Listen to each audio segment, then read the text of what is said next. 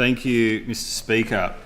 I move that this House, 1, notes the Premier's comments reported in the Sydney Morning Herald yesterday that, quote, one of the knocks of the Labor Party in the past is that we put out 4, 5, 6, 7 plans for new public transport infrastructure and delivered none of them.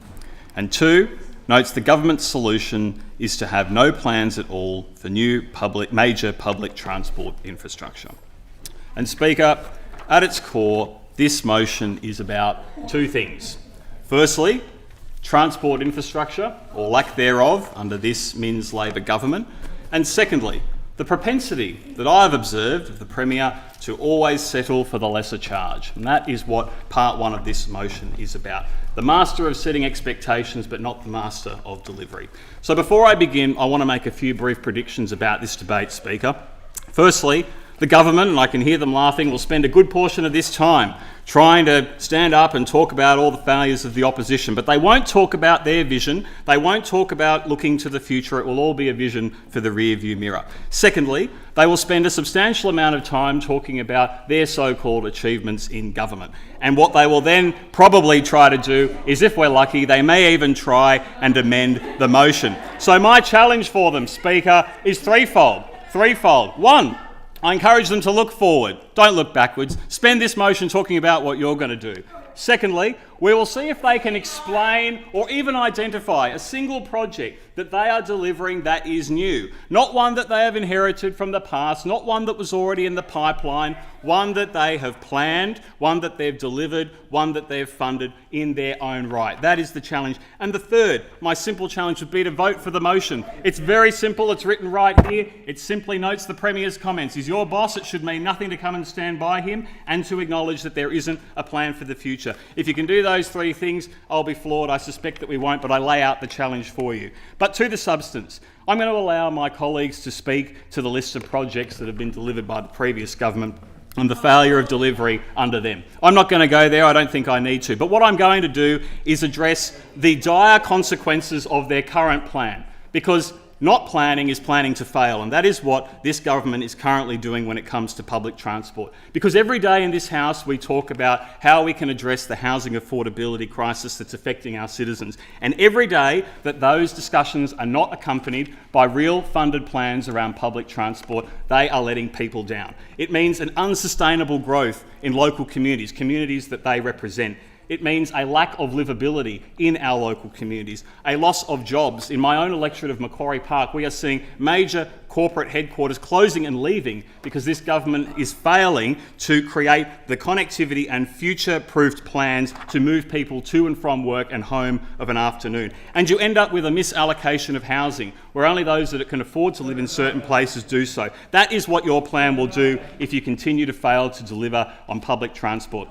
All told, the consequences are the most obvious reflection of a government that is failing to look after its people.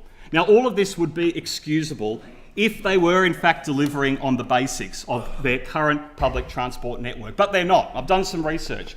Train delays continue despite court action against Union. Here comes another busload of broken promises. No immediate fix for Sydney Trains chaos.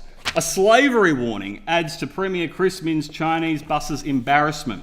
New Sydney buses that were assembled in China months after Premier Chris Minns' government said the fleet would be built in New South Wales.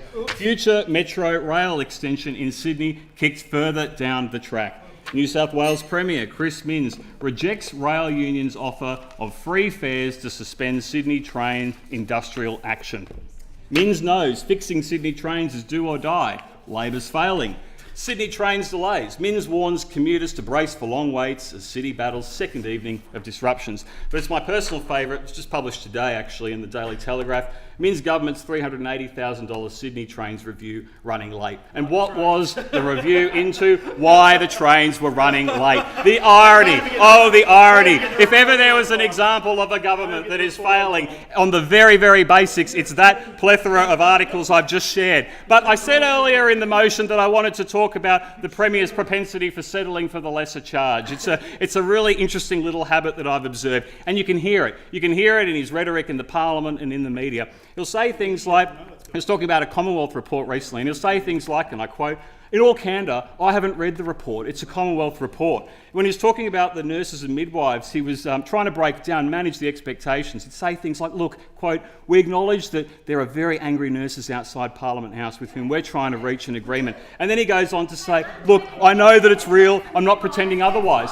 But the great irony is that in all this expectation management, there's not actually any solutions. He never actually has a fix for these people. He just wants to sit there and say how reasonable he is. But it goes on. There was an example where his staff had to brief him. He says, and I quote, look, I'll be honest, I haven't read it, but my staff have briefed me on it. It's all a complete and utter cop-out. But it goes further. He will always try to look very reasonable, but he'll make these minor concessions. When talking about the Sydney Metro Southwest delays, he said, and I quote, look, I'm being really upfront with that community. It might take longer. It's like renovating a Federation house. I mean, honestly, there is never actually a plan. There's never actually funding. There is never a vision. It's all about trying to manage expectations in this most pathetic, pitiful way, and after 2.5 years in the job, you'd expect better. You'd expect him to have found his feet and had them under the desk, but he's still making excuses, and people need more than that, because the truth is that you can't write excuses to work, you can't write excuses to the hospital, to school. You actually need buses, you need ferries, you need trains, you need metros and light rail, and all of those